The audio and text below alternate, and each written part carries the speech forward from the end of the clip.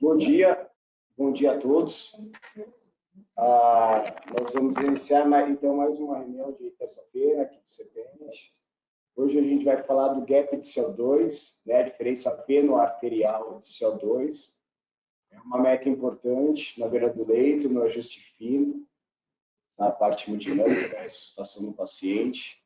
Quem vai falar para a gente sobre a diferença feno-arterial de CO2, sobre o gap de CO2, vai ser o Fernando Saurin. Tudo bem? Bom dia a todos. Meu nome é Fernando Saurin, sou médico residente do primeiro ano de terapia intensiva pelo CPET, falo do Vitor Batel. Eu fiquei encarregado de falar um pouquinho sobre o gap de CO2, na verdade, as medidas relacionadas ao dióxido de carbono como marcador microhemodinâmico. Tentei separar assim, começando pelo motivo por trás da aferição dessas variáveis, que podem ser bastante úteis à beira-leito. Então, inicialmente, a gente sabe que o desacoplamento da oferta e consumo de oxigênio leva a um estado de choque circulatório. Esse, por si, tem consequências já bem estabelecidas, como a formação de lactato, um marcador já bastante fiel do metabolismo anaeróbio, com alguns fatores confundidores, claro, mas que tem sido um dos pilares da ressuscitação hemodinâmica dos nossos pacientes de UTI. Além disso, alguns outros parâmetros de oxigenação e macroperfusão também têm sido muito explorados ao longo dos anos. O Dr. Emanuel Rieberts foi responsável por um dos principais estudos da ressuscitação hemodinâmica dos pacientes com sepse. Trouxe para nós metas de PVC, de PAM, de saturação venosa central ou vista de oxigênio. E isso fez, ou pelo menos suscitou a dúvida em alguns dos nossos pesquisadores no ambiente de terapia intensiva, se talvez isso não fosse um pouco exagerado, ou se seria o suficiente para a gente conseguir, de fato, ressuscitar nossos doentes. Então, isso foi estudado, foi tentado em alguns grandes trials se validar, e a resposta aqui, para essa pergunta, provavelmente não. Então, alguns trials já mostraram para nós que só guiar a nossa ressuscitação, em especial do paciente séptico, que é um bom estereótipo do choque, talvez não seja suficiente. Guiar a ressuscitação através da PVC, de saturação venosa central ou mista, metas de PAM com números e valores de corte muito estabelecidos e muito engessados, digamos assim, talvez não seja a melhor forma de fazer. Então, isso traz para nós a necessidade de ter parâmetros adicionais e de fácil execução no laboratório e à beira-leito. Daí nasceu a ideia de se aferir o gap de CO2. Para entender isso, a gente tem que entender um pouquinho da fisiologia, das condições aeróbias e anaeróbias do CO2, como ele é transportado no sangue, e o efeito Aldani, principalmente, que é um grande limitador dessa aferição. A produção aeróbia de CO2 vai acontecer, de maneira geral, em estado de normóxio, ou oferta de oxigênio, na conversão de isocitrato em alfa-cetoglutarato e desse em succinil coenzima A. Lá no ciclo de Krebs, na mitocôndria, isso vai gerar CO2 em condições normais, como eu disse, e se a gente conseguisse avaliar isso de forma matemática, a produção de VCO2, representado aqui por VCO2, seria um produto entre o que se consome do oxigênio, condições, como eu disse, de normóxia, e o quociente respiratório. Bom, o quociente respiratório é uma medida basicamente química que determina quantos mols de CO2 são produzidos em relação ao que se é consumido. Existem vários determinantes para o quociente respiratório, mas basicamente o quão intenso é o metabolismo oxidativo e o ciclo de Krebs e o substrato que é utilizado para fornecimento de ATP são os principais determinantes do quociente respiratório, que vai ser muito importante para a gente entender outra medida, outro gap de CO2 depois. Em condições de normóxia é o que acontece, porém nem sempre a gente tem oferta adequada de oxigênio, e nessas situações a produção de CO2 vai cair no mecanismo aeróbio, e então o mecanismo anaeróbio é ativado. Basicamente, a ATPase, a hexoquinase, todas aquelas enzimas que eu citei, elas são responsáveis por consumir ATP, hidrolisar o ATP e liberar íons H+, os prótons. E a creatinoquinase, a NPD-aminase, a piruvato-quinase são responsáveis por consumir esses íons H+. Isso é importante porque o balanço entre a produção e consumo desses íons vai gerar o balanço de hidrogênio.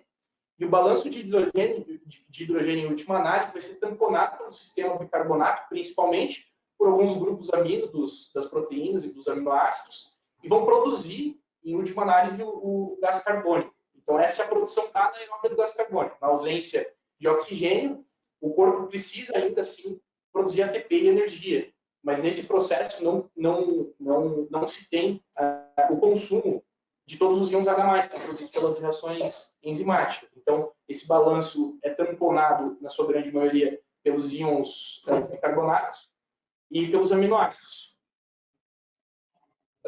Esse CO2, produzido de forma anaeróbica no sangue, é transportado por até cinco alternativas, mas principalmente em forma de gás carbônico dissolvido, apesar de ser uma parcela pequena, até 5% do conteúdo corporal total ou sanguíneo total de CO2, é fundamental porque é a forma mais fácil de se transportar através do endotélio o gás carbônico. E também o íon bicarbonato. O íon bicarbonato é muito importante, está dentro do sistema tampão, que é representado ali por aquela reação química, o CO2 junto da água, através da anidrase carbônica, formam gás carbônico, o ácido carbônico, aliás. E esse íon bicarbonato nada mais. Esse sistema é transponível, então ele vai tanto num sentido quanto o outro. O carbonato, o ácido carbônico, são formas insignificantes, principalmente no paciente crítico, de transportar o CO2, e os compostos carbamino também.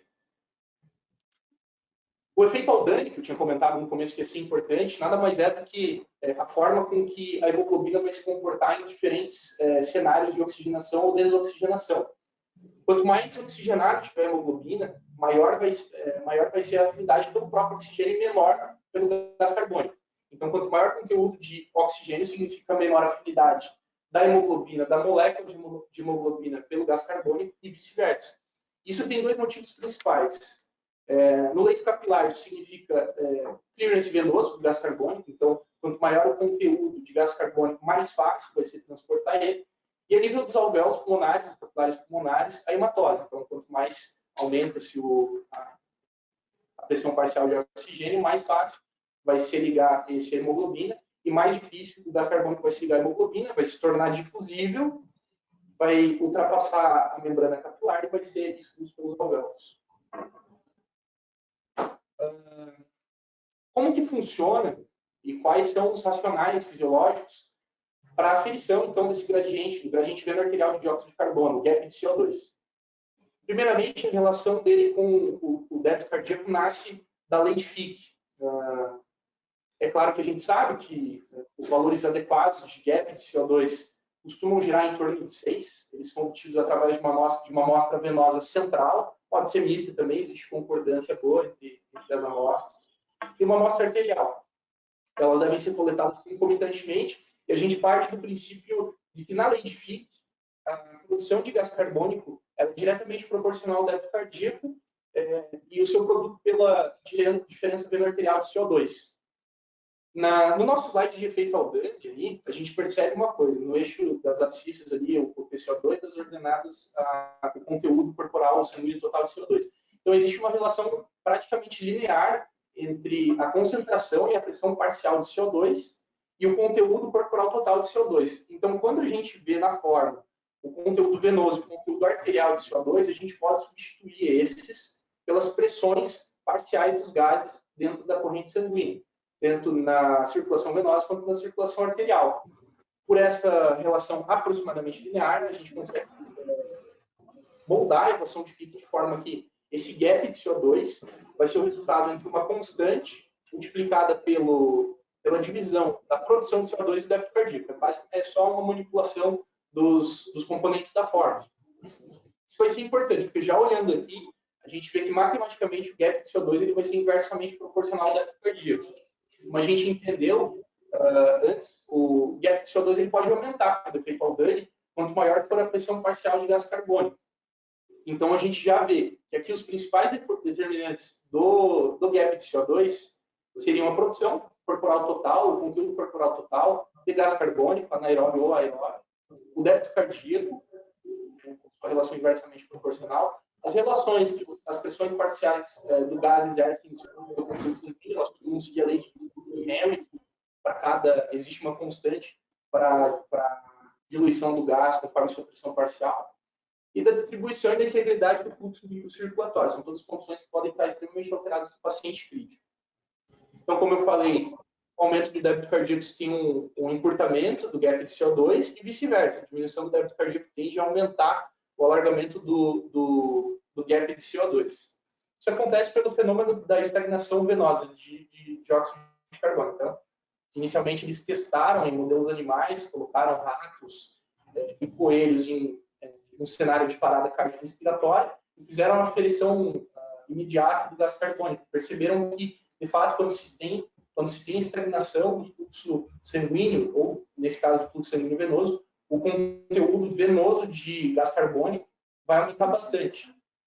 E, dessa forma, como é uma relação, uma subtração do conteúdo venoso pelo arterial, e, no caso, traduzido pela pressão do gás, esse gradiente tende a aumentar. A ideia por trás do débito cardíaco é de que quanto menor o débito cardíaco, menor o fluxo sanguíneo dentro da microvasculatura, da macrovasculatura também, existe uma diminuição do clearance venoso de gás carbônico e, portanto, a relação se alarga. Mas, inicialmente, pesquisadores, eles, num experimento de tamponamento cardíaco, também em modelos animais, eles perceberam que a produção anaeróbia aparecia principalmente abaixo da oferta crítica de oxigênio. Então, para a esquerda da curva, né, do nosso gráfico de oferta crítica de oxigênio, a gente começa a ter marcadores de metabolismo anaeróbico, com aumento do lactato, existe uma estagnação da taxa de extração de oxigênio, e se o gap de CO2 começasse a aumentar ali, talvez a gente pudesse usar o gap de CO2 não só para demarcar um estado de fluxo, um débito cardíaco reduzido, mas também de metabolismo anaeróbico. E se o lactato não se eleva nessas fases, seria um marcador ainda mais precoce. E por isso se criou um interesse muito grande em definir essa relação. Eles viram também no experimento que existia evidência de que essa oferta crítica, a partir de que se atinge um ponto da DO2 crítica, isso acontecia num valor meio que estável, com o ponto no qual a VCO2 aumentava. Então, o gap de CO2 também. Então, a gente conseguiria definir exatamente a partir de que ponto a gente estava numa situação de VO2 e DO2 dependência, consumo dependente da oferta de oxigênio. O problema nisso, de marcar o metabolismo anaeróbio, é que o acúmulo, o aumento de VCO2, ele podia ser tanto por desóxia, ou seja, a gente está oferecendo pouco oxigênio ou de forma anormal para os tecidos, ou é só um fluxo que está alterado, né? Então, é hipóxia hipóxica ou hipóxia isquêmica. Isso ainda era uma questão duvidosa. Então, o Wallet, com os seus colaboradores, resolveram realizar um estudo, montaram um estudo no qual modelos animais, eles tinham os membros inferiores separados da circulação sistêmica, colocados numa membrana de circulação extracorpórea, que tinha capacidade de bomba e tinha capacidade de oxigenação. A ideia era acoplar eles nesse sistema e colocar em dois cenários distintos. Um grupo, ele colocava ofertando menos oxigênio pela membrana, no outro grupo, ele oferecia menos fluxo. Então, ele criava um cenário de hipóxia hipóxica e isquêmica, separados.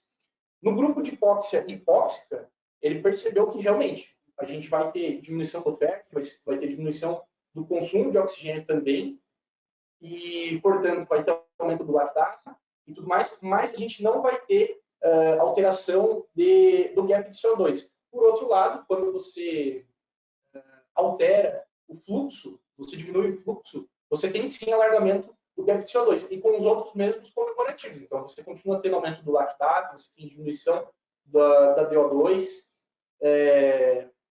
mas com a diferença de que o valor do gap de CO2 pode aumentar até 2 vezes.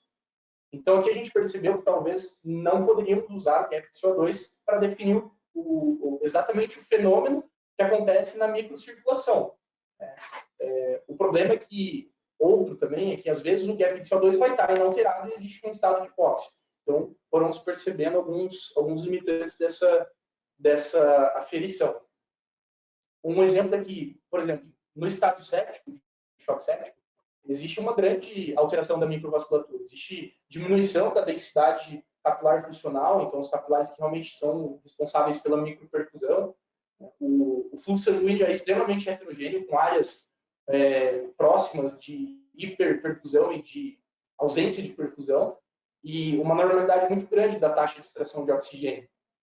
E isso pode acontecer mesmo com parâmetros de oxigenação adequados, com saturação venosa central, mista de oxigênio adequado, ou mesmo lactato inalterado também.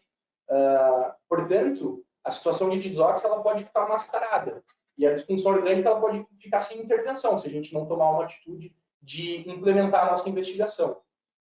Portanto, depois de muita investigação, essa questão também foi colocada em pauta e a gente percebeu que quanto mais heterogêneo o fluxo da microvasculatura e quanto menor for a densidade desses capilares funcionais, maior vai ser o aumento do gap de CO2. Então, até aqui, o gap de CO2 ele pode demarcar estados de hipofluxo, débito cardíaco reduzido e também heterogeneidade do fluxo. Essa imagem ilustra o que a gente coloca. Acima a gente vai ter um estado normal de perfusão, com os vasos grandes que estão representados ali na vertical perfundidos, e ao redor deles o tecido e os microcapilares, fazendo a troca gasosa, e um gap de CO2 inalterado, abaixo de 6. Conforme a gente vai indo no sentido direito e para baixo, a gente percebe que quanto mais heterogêneo o fluxo e quanto maior o comprometimento da macrovasculatura, maior vai ser o gap de CO2. Então, no choque séptico, a gente já descobriu que também pode ser útil.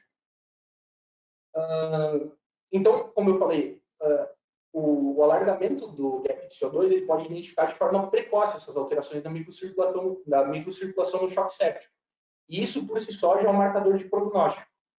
E, além disso, no mínimo, pode não comprovar, mas ele cria suspeita de desóxia, porque quando ele está largado no choque séptico, as aferições do débito cardíaco vão mascarar o aumento do conteúdo venoso de gás carbônico. Então, muitas vezes, um débito cardíaco hiperdinâmico pode mascarar, ou mesmo se ele estiver inalterado, a medida pode ser falseada também. Então, pode ser um componente importante em pacientes com choque séptico. O problema é que, como a gente viu, e o capítulo do livro coloca muito bem isso, o estado de choque séptico tem muita alteração da microcirculatura, da microcirculação, da microvasculatura. Isso leva, principalmente em estados iniciais de sepse, no estado hiperdinâmico, com o débito cardíaco aumentado, a um aumento do clearance do gás carbônico venoso, isso vai manter provavelmente o gap inalterado. Então, a gente não consegue definir se o débito cardíaco está reduzido em estados de choque séptico.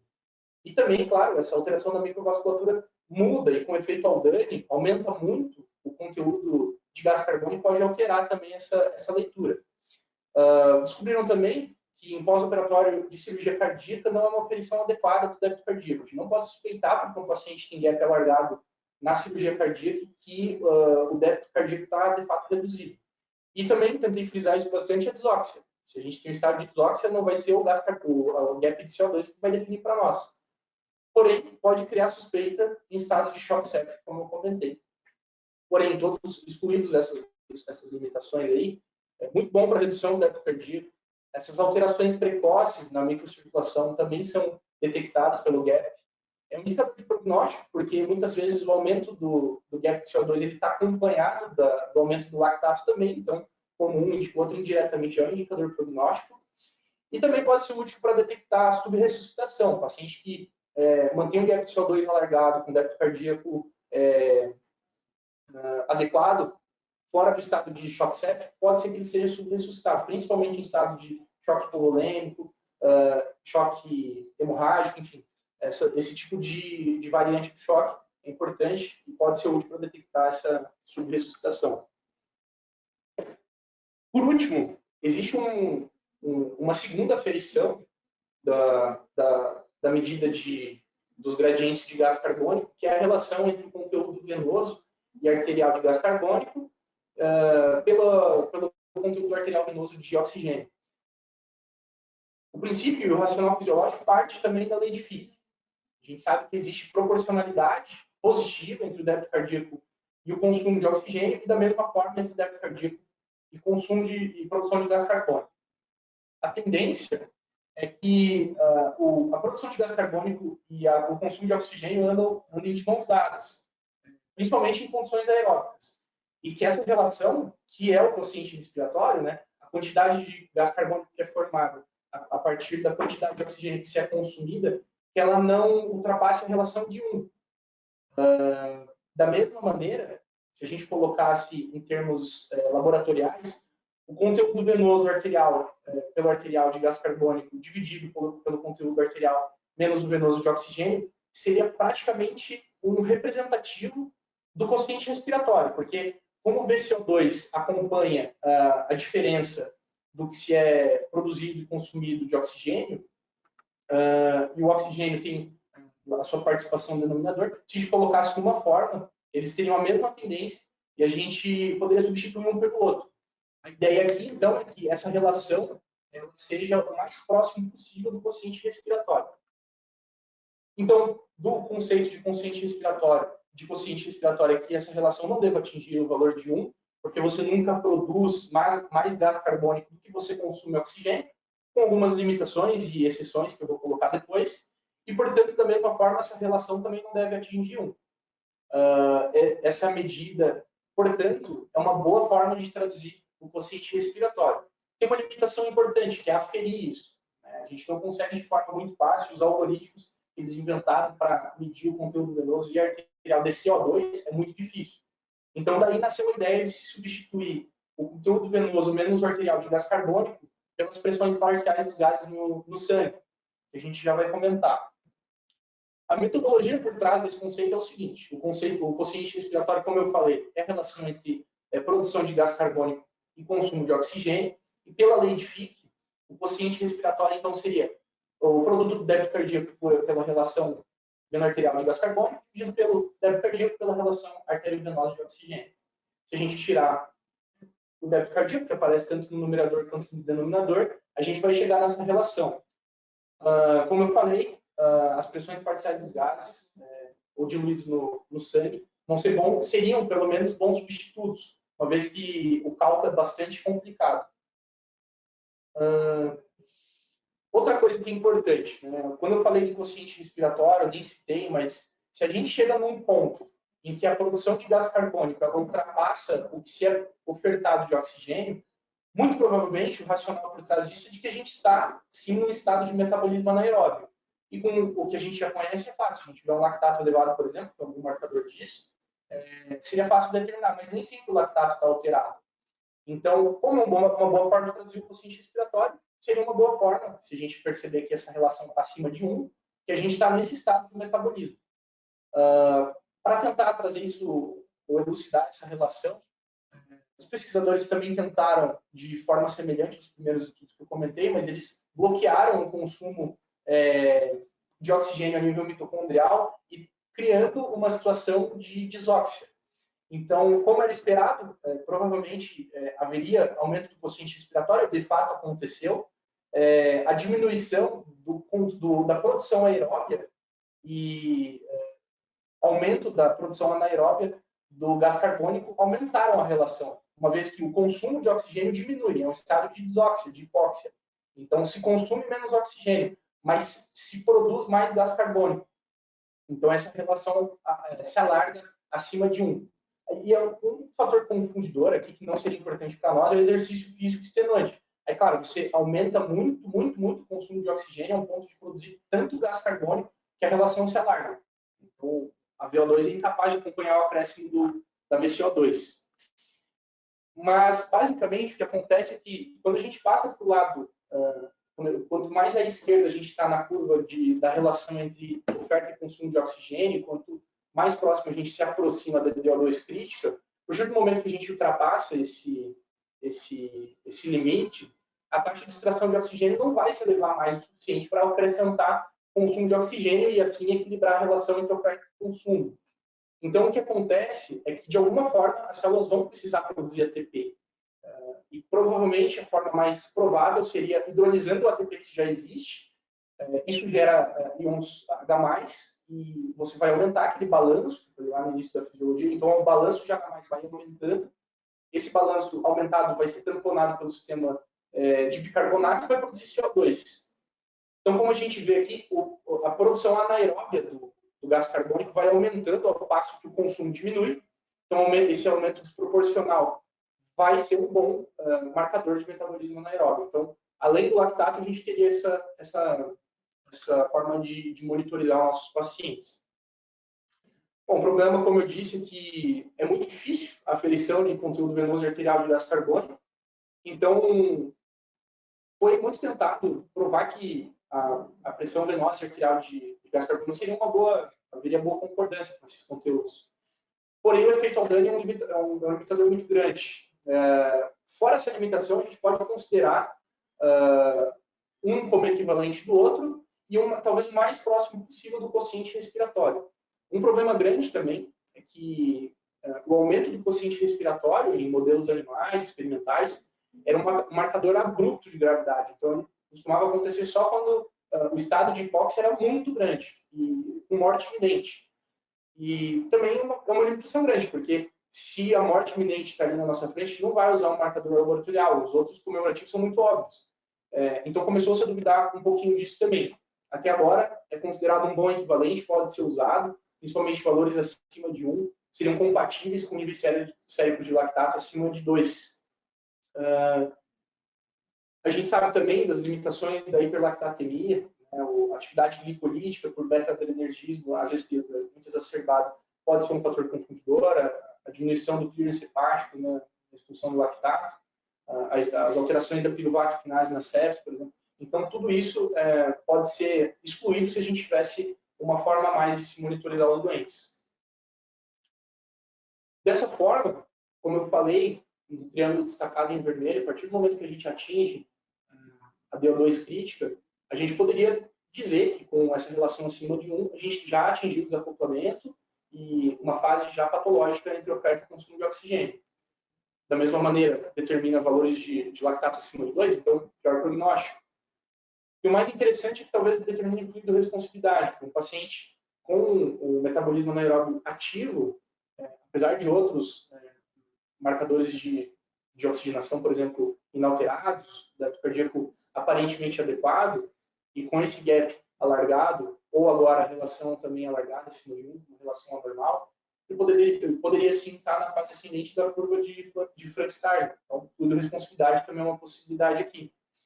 Ajuda a entender a hiperlactatemia, excluir os fatores confundidores, se isso acontecer, pacientes hepatopáticos, por exemplo, e detectar de forma muito mais precoce o estado de hiperfusão. Muito provavelmente, aconteceu também, e que era a principal hipótese deles, que o lactato, por uma boa parte do tempo, estaria inalterado. Então, é uma curva, claro, uma relação linear entre metabolismo anaeróbio e produção de lactato, mas a partir de quando?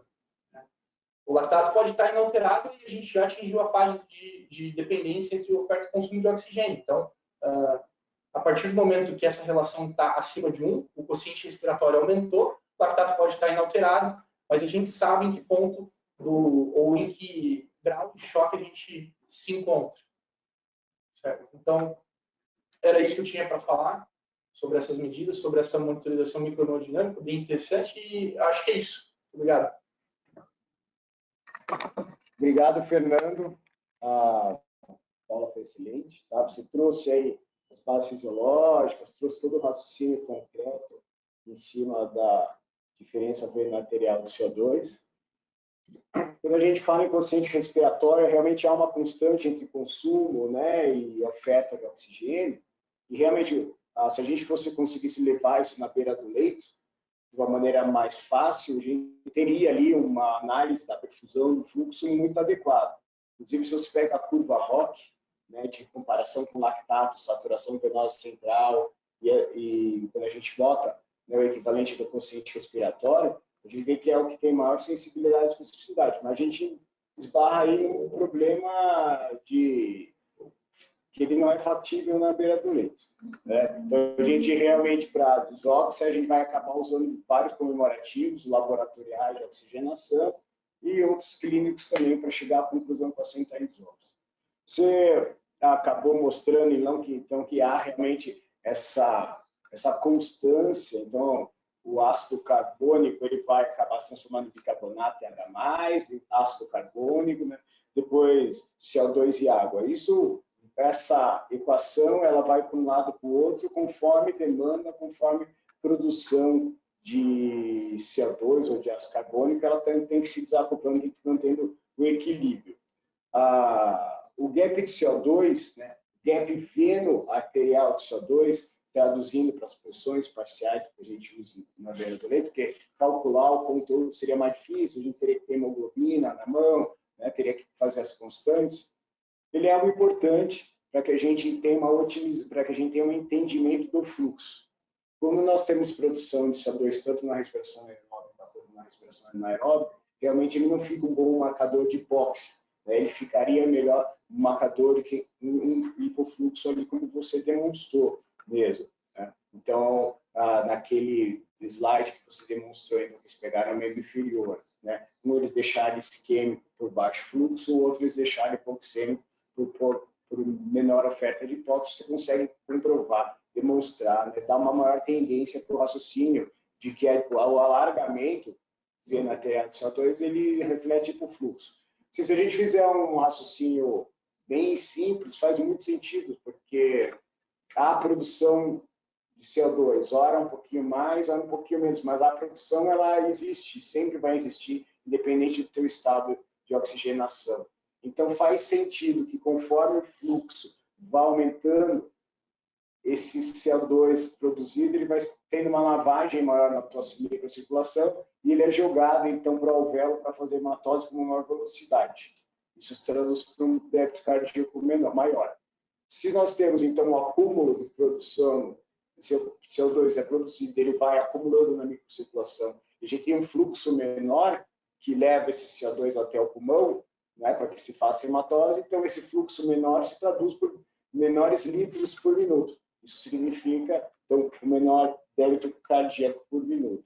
Chegamos a essa conclusão, né, principalmente por quê? Porque a produção do CO2 ela vai ser uma constante entre débito cardíaco e o consumo de oxigênio.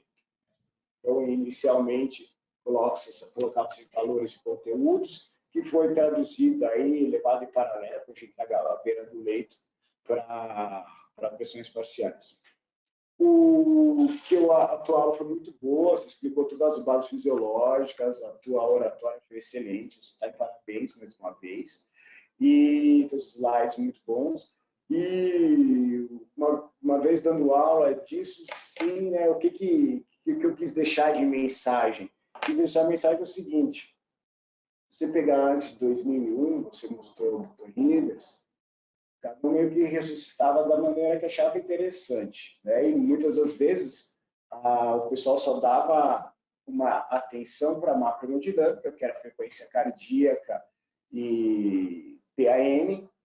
Depois, né, independente das críticas que nós tivemos, você colocou aqueles trabalhos que a gente acabou já discutindo, inclusive, né, com a Luísa, independente das críticas que eles tiveram, ele sistematizou um tratamento de ressuscitação, e esse tratamento de ressuscitação, então, deu para a gente, trouxe à luz dos nossos olhos o choque oculto, o choque crítico, que seria aquele paciente que estaria com a macrohemodinâmica boa, mas ele ainda estava no estado de hipoxêmico. Essa hipoxemia poderia ser por um baixo fluxo, por um baixo débito, né? Então, o que nós teríamos que fazer? Além de trazer a PAM adequada, até para se manter uma pressão de perfusão, porque cada coisa tem cada variável tem um objetivo.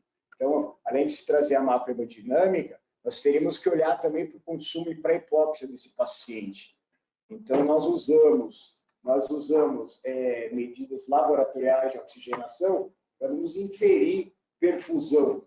Então, se aquele paciente tinha hipóxia tissular, de regra ele estava aí com hipoperfusão, porque a hemoglobina ela vai por convecção, ela é carregada até a periferia, e ela tem que ser carregada por alguém, que é pelo fluxo de sangue. Então, sem o fluxo de sangue, então sem o fluxo você não carrega a hemoglobina por convecção e você não tem, então, oxigenação, certo?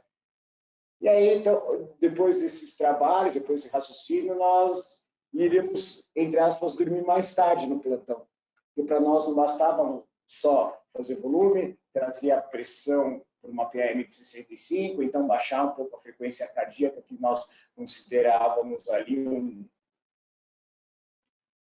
mecanismo de compensação. Então, além disso, nós gostaríamos de subir uma saturação venosa, né? Porque a gente sabe que se subisse essa saturação venosa de alguma maneira, a taxa de extração estava diminuindo, estava voltando para uma taxa de extração melhor, e você estava, então, ofertando mais oxigênio, que a gente começasse, pelo menos, a ter uma queda no lactato. Nós sabemos que o lactato tem um delay de 3 ou 4 horas, então a queda do lactato não vai ser imediata, assim como a subida da saturação. E depois que nós começamos a usar o gap de CO2, apesar de nós não usarmos o gap de CO2 para otimizar, né, não é uma meta final de oxigenação, mas é uma meta final de perfusão. E que faz aqui um raciocínio óbvio, se você otimiza o fluxo, se você otimiza a sua perfusão, você dispõe mais oxigênio na periferia. Se vai usar ou não, não interessa. Se você estiver no estado de choque, se você estiver ávido por oxigênio, você vai usar. Então, aí chegou-se à conclusão que não, mesmo eu tendo uma máquina hemodinâmica boa, mesmo eu tendo metas de oxigenação adequadas, eu ainda posso ter um fluxo deficitário. Então, minha taxa de extração ainda pode estar aumentada, eu ainda posso estar no mecanismo compensatório, eu posso demorar mais para compensar aquele choque, porque eu tenho um débito cardíaco que está insuficiente. Eu posso, então, aumentar esse débito cardíaco. Como a maioria das vezes a gente não tem um medidor direto do débito cardíaco, a gente vai usando os surrogates. E, então, por essa base fisiológica, né, entre uma estabilidade de produção e consumo de oxigênio, estabilidade de produção de CO2, a relação do débito cardíaco, mostrando que a relação do débito cardíaco é inversa à produção, né, à quantidade, ao alargamento da produção de CO2. Então, uma vez que você começa a ter uma tendência da queda do lactato, você tem um melhor enchimento capilar, né? Porque o teu enchimento capilar estava de 6 segundos, passou para 4 segundos ainda. Você vê que a tua saturação venosa começou a subir. De alguma maneira, a temperatura da pele está melhorando, e um delta CO2 alargado, né? Uma diferença veno-arterial de CO2 alargado, como já demonstrado aqui pelo Fernando, o raciocínio de sair de conteúdos para pressões parciais, você ainda vai trabalhar mais um pouquinho. Por quê? Porque você sabe que você ainda tem como barganhar um pouco mais esse débito cardíaco. Se não for um paciente com quadro cardíaco grave ou com choque cardiogênico primário, que você às vezes não consegue supra-otimizar mais isso, e no caso que a gente não está nem supra-otimizando, a gente estaria tentando otimizar, que ele tem um grau de fluxo. Aí, se esse paciente for responsivo, é o momento que você vai entrar para o inotrópico ou tentar elevar o fluxo de alguma outra maneira, se você acha que esse paciente ainda é responsivo ao volume, ou se você acha que esse paciente tem uma pressão de perfusão ruim. Então, seria um momento mais refinado. Então, inicialmente, em 2001, mapa hemodinâmica, 2001, por ali, metas de oxigenação visando perfusão, e mais além um pouquinho, trazendo da fisiologia para a beira do leito, o ajuste, o estreitamento da diferença veno-arterial de CO2, otimizando o fluxo. Por quê? Porque é um raciocínio óbvio que se você melhorar o fluxo, se você estreitar essa diferença parcial veno-arterial que a gente setou em 6 milímetros de mercúrio para 6 ou menos, nós sabemos que o fluxo cardíaco, o fluxo de sangue na periferia vai estar aceitável, vai estar adequado. Então, a chance de você ir deitar no teu programa e acordar com lactato em contínuo clearance, né, paciente com a perfusão cada vez melhor, ela é maior, porque se você deixar um fluxo inadequado, inicialmente teve uma resposta que o paciente não pode estagnar na sua evolução clínica, na sua evolução hemodinâmica. Bom dia, professor. Bom dia, doutor. Bom dia, Rafa. Bom dia, Fernando. Bom dia a vocês todos aí. Em linhas gerais, você sabe que eu adorei a aula hoje, a aula do Fernando. O capítulo de gap de CO2 desse livro, ele é muito bom, né? Ele tem uma base fisiológica bastante avançada. E ela não se limitou a fazer a discussão só da diferença veno-arterial da pressão de CO2 no sangue. Mas fazer uma discussão da importância do CO2 no sistema venoso, no sistema arterial, de que forma isso pudesse representar aquilo que, no fundo, você quer num doente crítico, que é otimizar a relação de oferta e consumo de oxigênio. Né? Se a gente for resumir tudo aquilo que a gente faz num doente numa situação de choque, ou de choque séptico em especial, de que a gente quer fazer com que o consumo de oxigênio deixe de ser dependente da oferta de oxigênio. Ou seja, a gente passe aquele pontinho do ponto crítico e a gente faça uma oferta de oxigênio além daquele ponto crítico.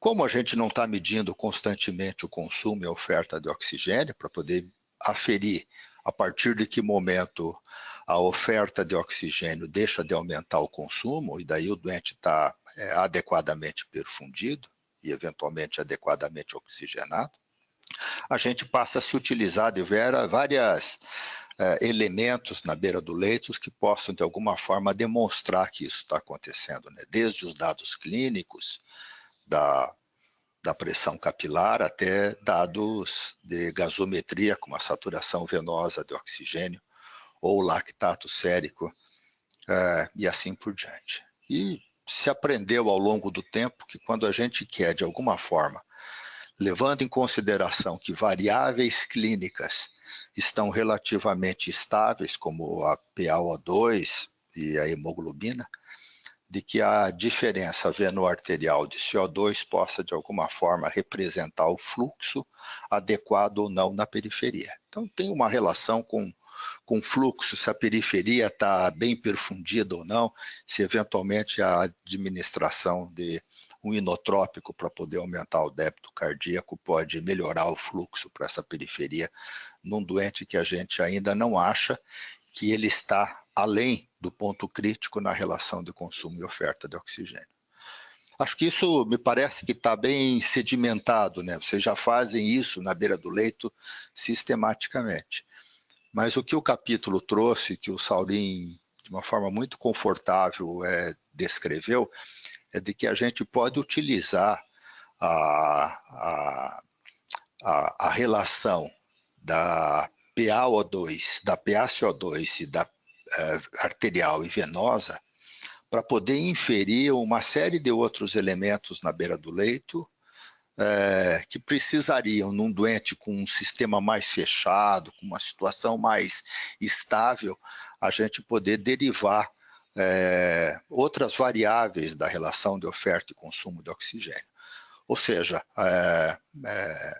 através de vários cálculos e através de várias fórmulas que são derivadas, basicamente, da fórmula de Fick original, a gente pode, na beira do leito, conhecer mais de perto qual é o consumo de oxigênio, qual é a oferta de oxigênio, se esse consumo de oxigênio está sendo adequado para aquela oferta, se eventualmente nós não temos um consumo maior do que a oferta, que significa que esse doente eventualmente tem metabolismo anaeróbio, e inclusive com fórmulas derivadas, só pegando a diferença da pressão venosa arterial de CO2 se dividir pelo consumo arteriovenoso de oxigênio, também tirar derivadas de estados de oferta e de consumo de oxigênio e, eventualmente, isso poder ser útil num ou no outro doente para poder fazer uma ou outra compensação num doente mais difícil.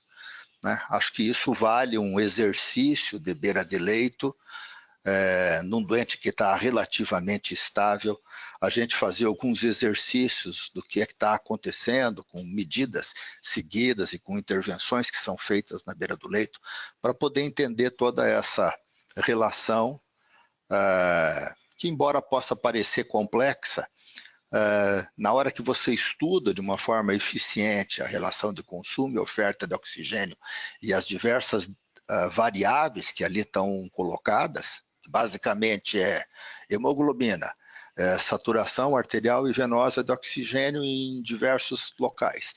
E CO2 arterial e venoso em diversos locais.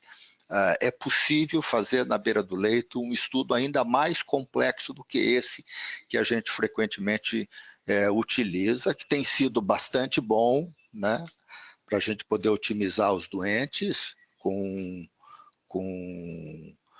capilar na pele, com débito urinário, com lactato e, eventualmente, saturação, uma diferença veno-arterial de PCO2, a gente já consegue otimizar um doente crítico em grande parte. Mas tem muita outra coisa que eventualmente a gente pode se utilizar, como o Fernando mostrou, para poder conhecer melhor ainda o doente e caracterizar doente por doente, momento por doente, em que ponto ele está da relação de oferta e consumo de oxigênio. Isso nós estamos realmente no caminho certo da otimização hemodinâmica desses doentes. Isso é muito bonito, acho que um intensivista se torna ainda mais especialista e dono dessa situação hemodinâmica quando ele conhece com mais profundidade essa relação de oferta e consumo de oxigênio.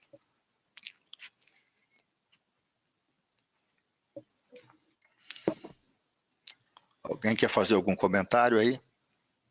Fernando? Não, doutor. Laure? Oi, Rafa. Oi, professor. Acho que a Laura quer falar. Não, doutor, está tudo certo. Já brilhou na aula, falou muito bem, o Rafa também complementou bastante. Adorei. Tá bom, Então, valeu. acho que é isso. Fiquei bastante satisfeito também com a reunião nossa hoje aqui. Acho que a nossa proposta está sendo seguida aí e a gente está conseguindo incrementar e nossas aulas cada vez mais. E a gente está pegando uma metodologia aqui de aula e de reunião que está ficando bastante gostoso. Acho que um ponto para a gente pensar, Rafa, quando a gente terminar os capítulos do livro, é a gente preparar uns casos clínicos, né? E com algumas variáveis dessas hemodinâmicas e aprender a poder lidar com essas variáveis em momentos diferentes, o que você faria quando você faz uma determinada intervenção, o que isso muda na diferença veno-arterial de CO2, o que isso modifica eventualmente o lactato, no consumo de oxigênio e assim por diante. Enfim, simular alguns workshops em cima desse conhecimento do capítulo. Acho que a gente podia pensar aí como fazer isso, talvez você tenha já alguma coisa preparada e para poder trazer isso vai ser bem bacana. Tá bom, professor? Tá bom? Então com você. Não, é isso? Então, acho que a gente acaba por aqui. Então, professor, acho que deu tudo certo. Boa semana a todos. Lembrando que hoje à noite nós temos a reunião do CPET, né? Às 7h30. Então, aguardamos todos à noite. Até à noite, até de noite. Boa semana. Tchau, um abraço. Tchau.